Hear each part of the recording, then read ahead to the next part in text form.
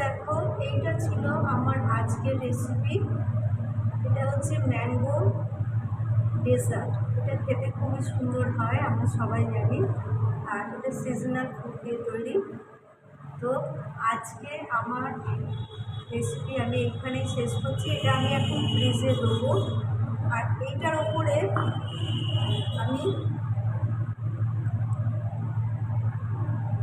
একটুখানি কেশর ছড়িয়ে দিচ্ছি। এটার ওপরে একটুখানি কেশর ছড়িয়ে দিয়েছি।